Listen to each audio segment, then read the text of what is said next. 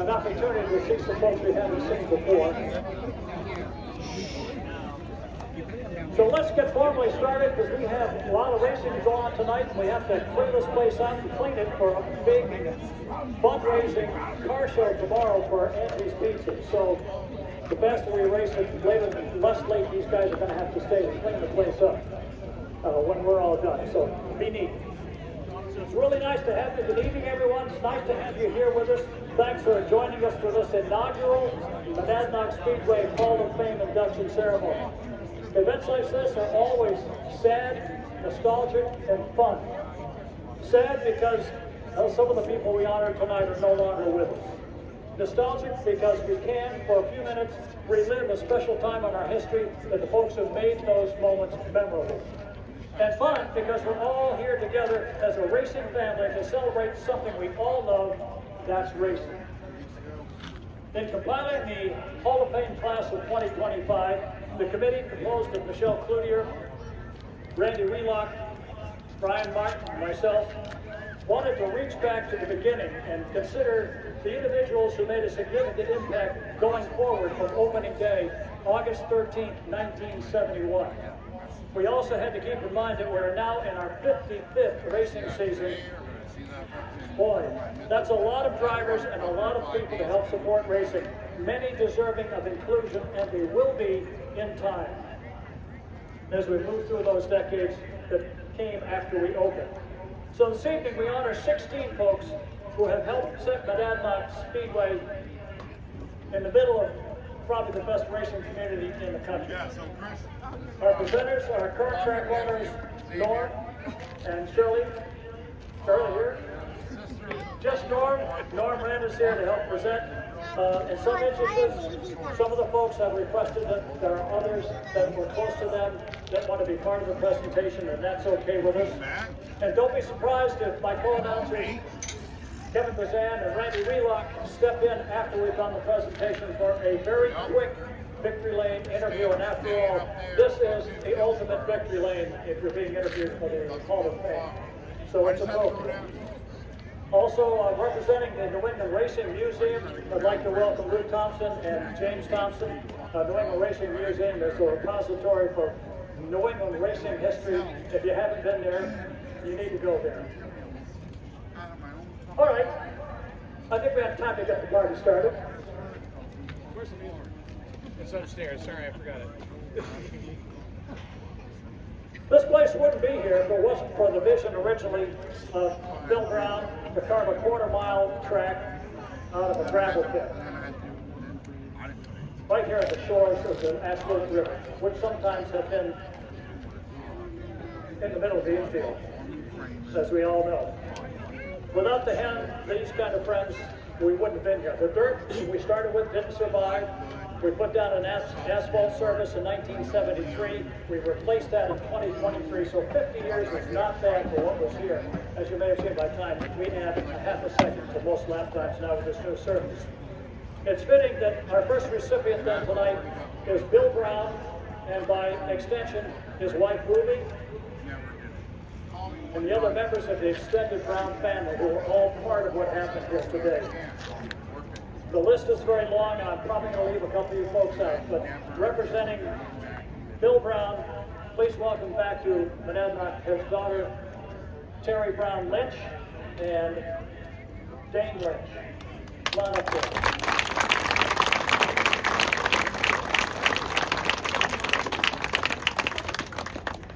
Terry and her brother Jason were constant presence here as kids. Hard to imagine now.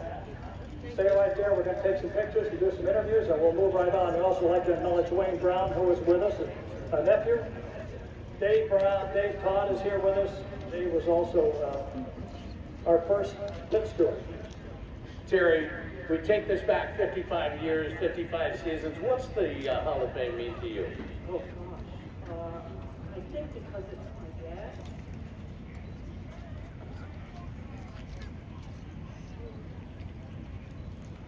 Just here to watch him. Well, he means a lot to us, ladies and gentlemen. A great round of applause. Thank you, Terry, very much. You're perfect. Don't worry.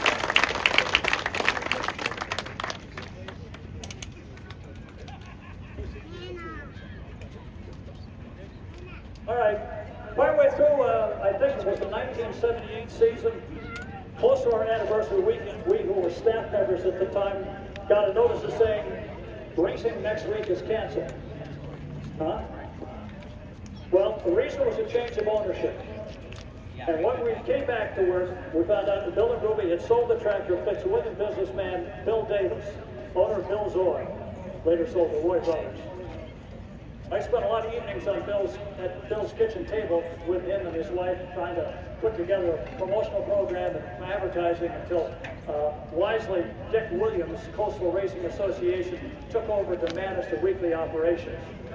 Sadly, Bill is no longer with us, nor could we locate through our contacts in Fitzwilliam any friends or family. Nevertheless, we will accept him being here. He will be on a permanent plaque that will be posted here at the racetrack for everyone to see, regardless of whether you're here tonight or not. It's tough, but Bill is a nice guy.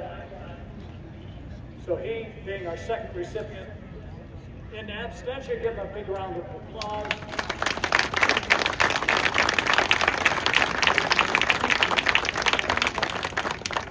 Well, along comes the 1983 season, and a guy named Larry Cirillo showed up and won the last race of the year. And liked it so much, he and his friend Fred Trafumi bought the track from Bill Davis. So Larry and Fred, come on over here, and your friends and your family. They've all had a chance to get here. We also have, Sil Dee Cirillo, come on over, Dee. Yep, you're part of the deal. So she's kept it cleaner than anybody else has for all these years.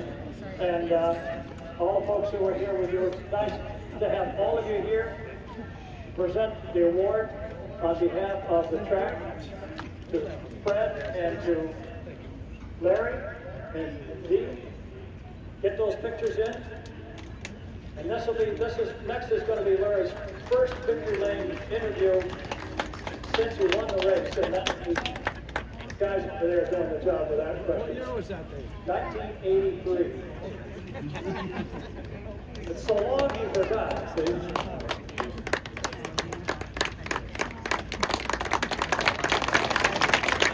Quick words of all the years that doing the track with Fred. Is there one memory that sticks out? Being here today. Being here today, ladies and gentlemen. Larry Cirillo.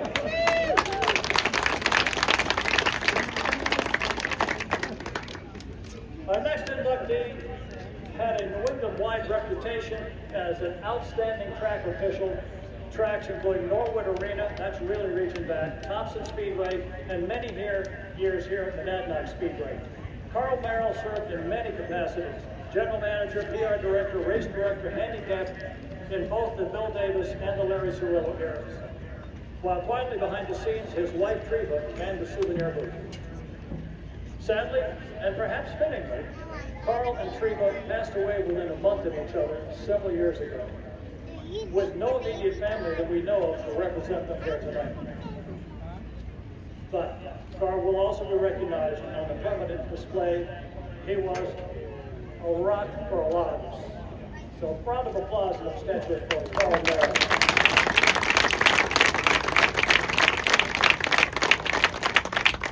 A lot of these folks are on the front end. There are many more people who've been at the track through the decades. When you think about 55 seasons, 6 decades, one individual, not one of many, but one outstanding, do most of their work outside the spotlight. This individual did a lot of those things during the week that nobody ever sees. They always go unnoticed. And always nearby when we needed to have something done. More noticeably, however, he also enjoyed the better part of 2 decades or more on the flag stand as chief starter. Chance Stevens is joined here tonight by his wife Robert and his son Herb. The Chance could probably mount the flag stand right now and take Chris's place if you had to.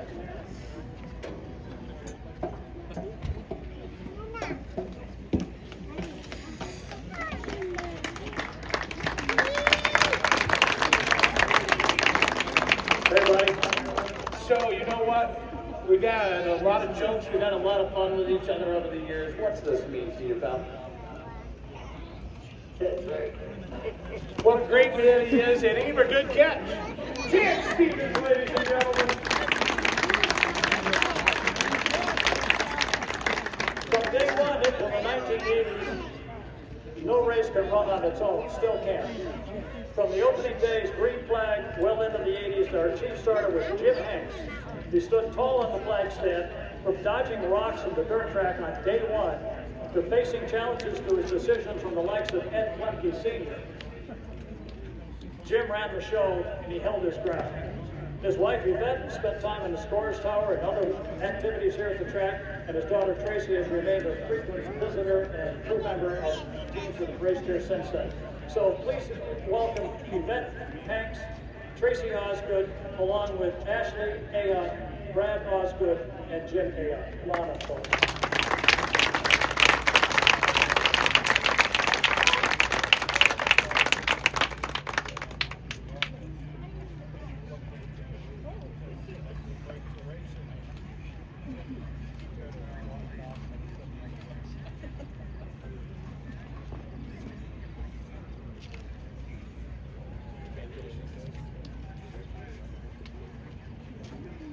Is there one memory that Jim would always reminisce when it came to Monadnock Speedway?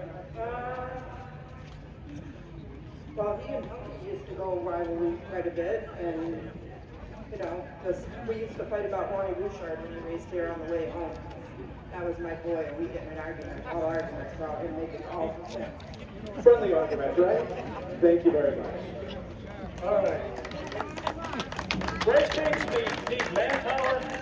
Racetracks always appreciate having local businesses step up and support special events. One of our early race sponsors was Whitcomb Sand and Gravel. Owner Bob Whitcomb has always been a fan, and from 1976 to the early 90s, Bob Whitcomb also brought us the Whitcomb 100. And along the way, he also managed to put together a successful NASCAR team that won the Daytona 500 in 1990. Would you please welcome, along with his grandson Ricky Fish and his daughter Melanie, Bobby and Whitcomb.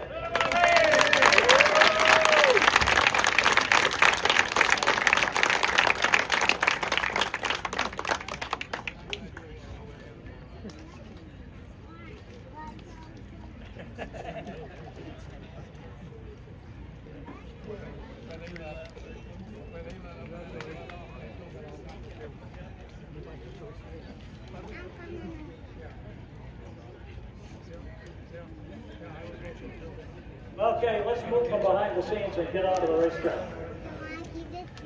We've had a lot of folks who early on made the show here at Monadnock run smoothly. Now these are the drivers who were the show. And let's start with season 1, 1971. Career-wise, he was already a fan favorite. In our opening season, he won the first modified, that's Class A feature, and became our first modified division champion. Over the years, he won 9 races here at Monadnock, but more importantly, stretched his racing career in modifieds into the 1990s. That's just 25 or 30 years with us before he retired. So our first driver inductee is the irrepressible Ted Brown. Representing Ted Brown's family here today is stepson Roy Blake, Wayne Brown Jr., and his brother-in-law Dave Todd.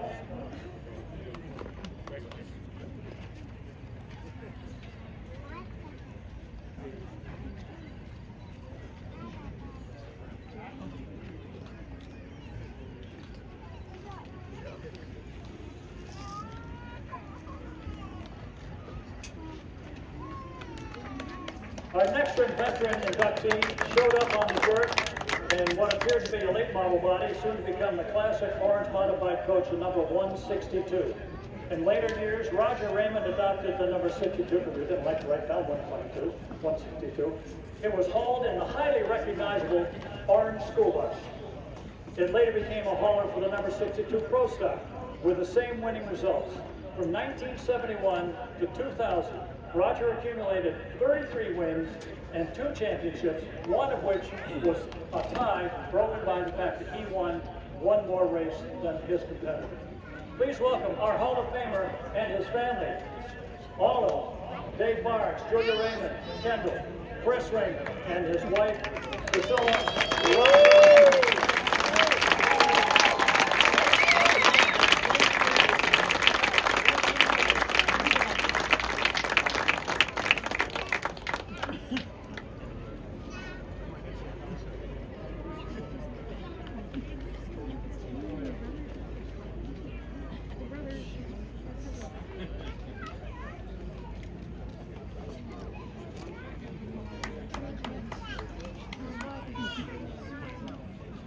You know, it's my distinct honor, my friend.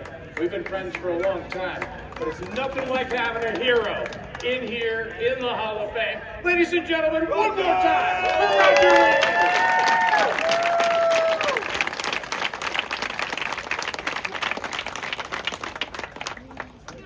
This inductee, next, rolled out of the high banks in 1973 in a sportsman division coupe under the Hustler Brothers banner. It took him a whole season to get his first win in the last race of the year, competing against the likes of Dave Branch, Ronnie Bodge, Wade Cole, and others. In 1975, he had won the Sportsman Championship, then moved on to modifieds. Over succeeding years, when Monadnock ran modifieds, he collected a total of 4 championships and an impressive 31 victories. Please welcome to the Hall of Fame, White Jarvis. Joined by Hall of Fame with Joe Jarvis, Colton Martin, and Brian Owen.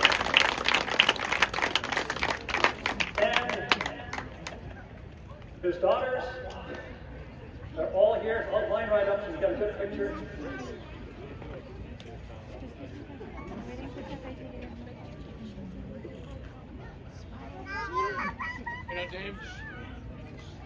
Dave, we talked about this being history. This is a mentor to the mentorees. Ladies and gentlemen, helping present the award tonight is Colton Martin, Joe Jarvis, and Brian Roby.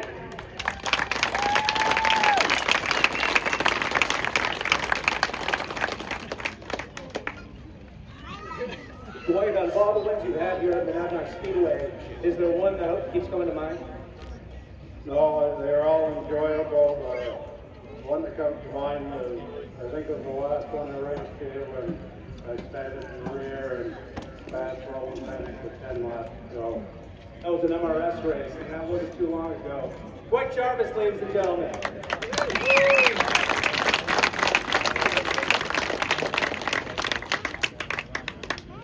Several years ago, try the microphone, not the face.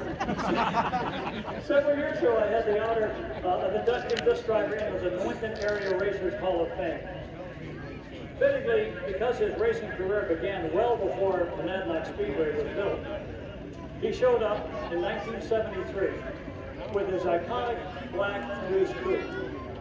For the next 5 years, Dave Branch dominated the sportsman division against some of the tough competition until the division was replaced in 1978 by another class. Then he even made visits in that class.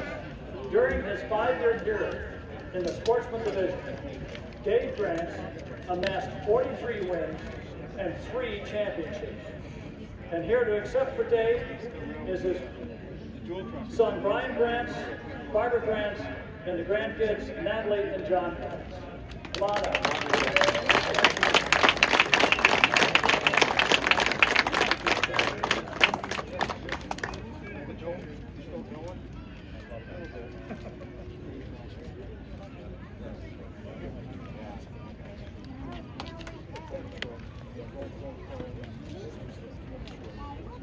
You know, accepting in his honor, this would have been a magical day for David, for sure. What's this mean to you folks? It's very honored for Mr. Haynes to come up here. And he only had one guy all the time he was there, Captain Bellinger. He just came up here to race with him, and that's what he did. Was a dominator for sure, ladies and gentlemen. Thank you.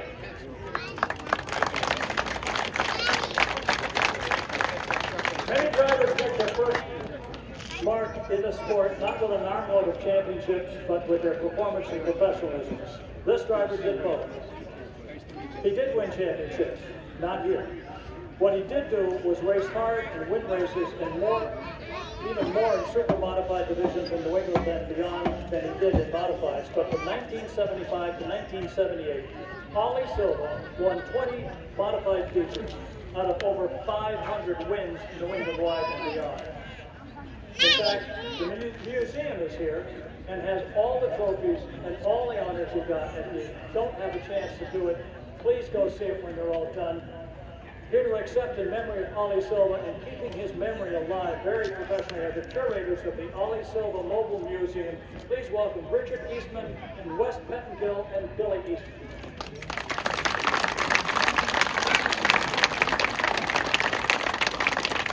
And race fans, if you haven't seen it already, there is a cup just inside the right side of the trailer up there that 50 years to the date was drank right here on this track by Ollie Silva.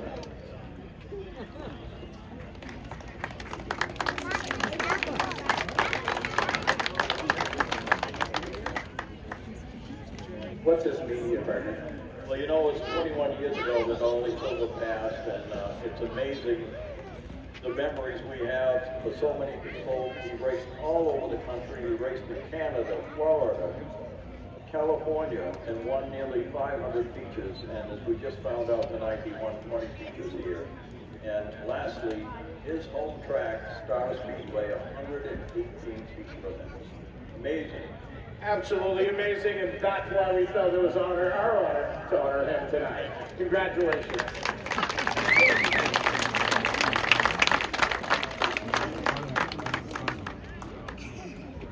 Okay, so the epitome of this next driver was an intensive desire to race anywhere, on any, and probably on an incredibly small budget. He raced modifieds, late models, street stocks, whatever had wheels underneath it, and he went everywhere to do it and earned the nickname the Traveling Man. Pete Monadnock started here in modifieds in 1974, finishing second in points 3 out of 5 years. Then took a year off, returned in 1980 with late model, and won his first of three championships.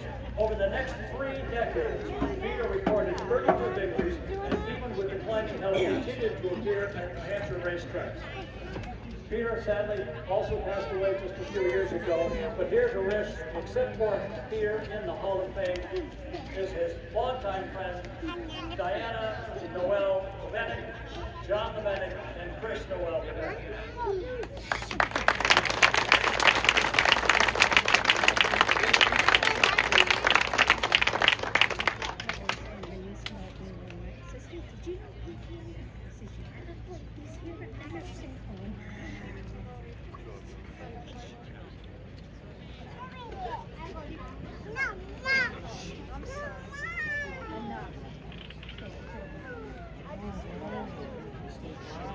I'll prove to you. I'm not prideful.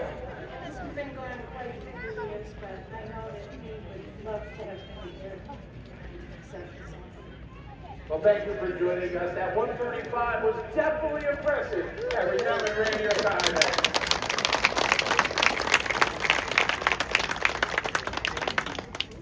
Our next inductee got a later start than all the rest of the folks who have been honored so far here on the High Banks. He arrived here in 1979. He came here in 1979 in our first only NASCAR sanctioned racing program. We didn't have individual races, but this was the whole season was NASCAR sanctioned. Jerry Marquis in the ET73 had a career that spanned the late 70s, 80s, and early 90s, winning 59 main events here and 10 championships, including both modified and pro stock 3 years in a row, before focusing on the NASCAR Regional Tour. Please welcome back to the High Banks, Jerry Marquis.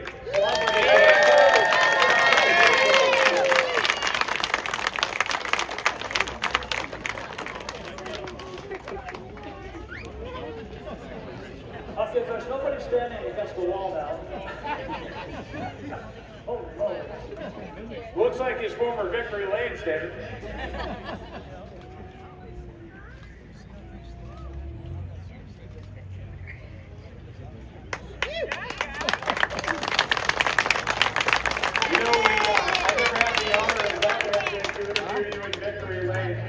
speeding. Somebody has to take the picture. I'll tell you something. Let's go These up. people come to support Let's everybody see the here baby for all the years they've been here. I thank them more than anything. Because they pay us to race, and you guys pay us to race. They pay you guys, and they pay us to race. And they come here without hesitation. They come and watch everybody. I miss the fans, I miss the crews, and I miss the owners. It's great. Well, buddy, you're welcome here anytime. Ladies and gentlemen, Jerry Marquis.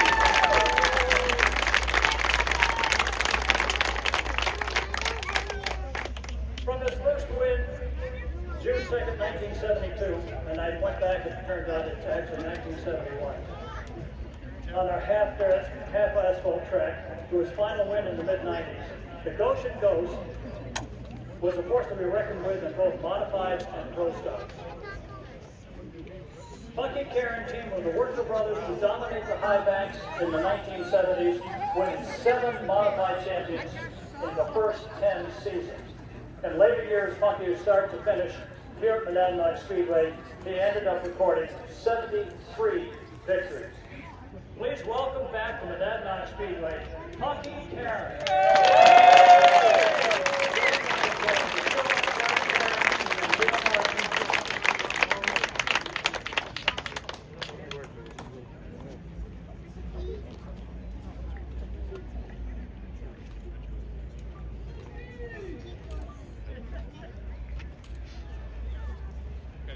All right, ready, Craig?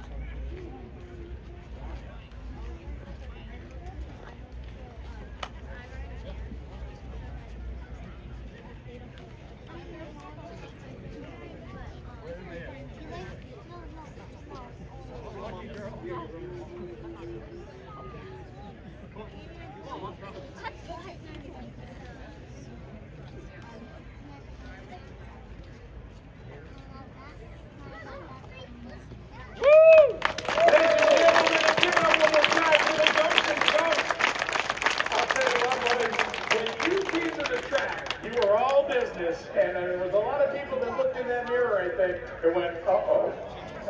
I think anyone's still looking. Oh, I bet they still are. I do have a side bet. Colton Martin says you'll fit in his fire suit. Want to wheel that 4-car tonight? I think I'll pass it tomorrow night. All right, we'll see you tomorrow night. All right, so now the tables get turned. Ladies and gentlemen, I've had the honor of being in your announce booth now for, this is my 6th season. During COVID, David said, no vaccine, not coming, okay? So I remember vividly my first ever night, I was scared to death. And he says to me, he says, dude, relax, you got this, it's easy, it's just like radio. I said, yeah, great.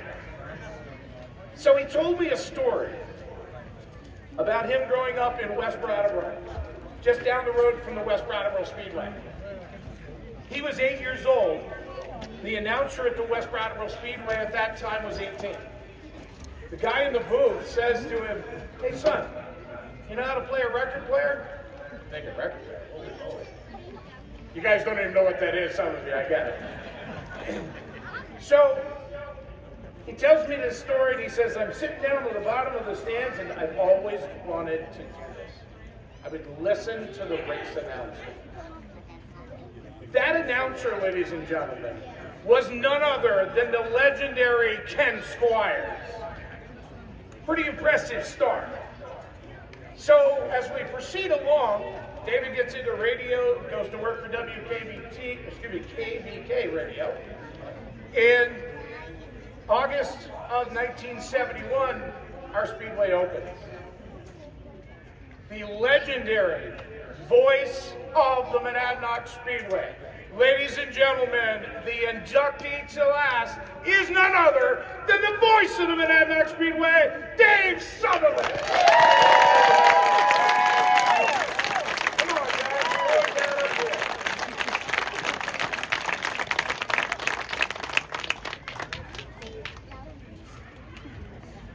Bring them all in.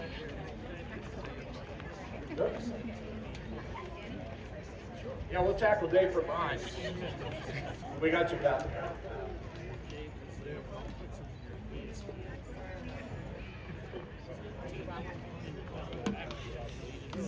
Let me step out to the side here, pal.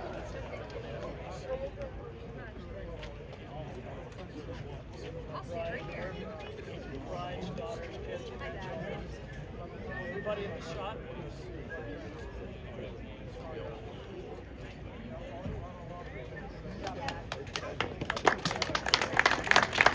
David, I know you spent a lot of time on the mic.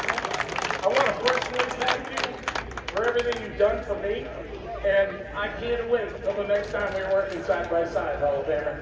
Well, I think that's next Saturday, as a matter of fact. It is. So thank you all for coming. That does, in fact, conclude our activities here tonight. Our thanks to all the family and all the friends of our inductees. Personal congratulations to everyone in this initial Hall of Fame class. We will be doing it again next year. Wait, we'll find out what the committee comes up with. Right now, we got some racing to do, and we got to get the track ready. I would always say. So thank you all for being part of the program tonight.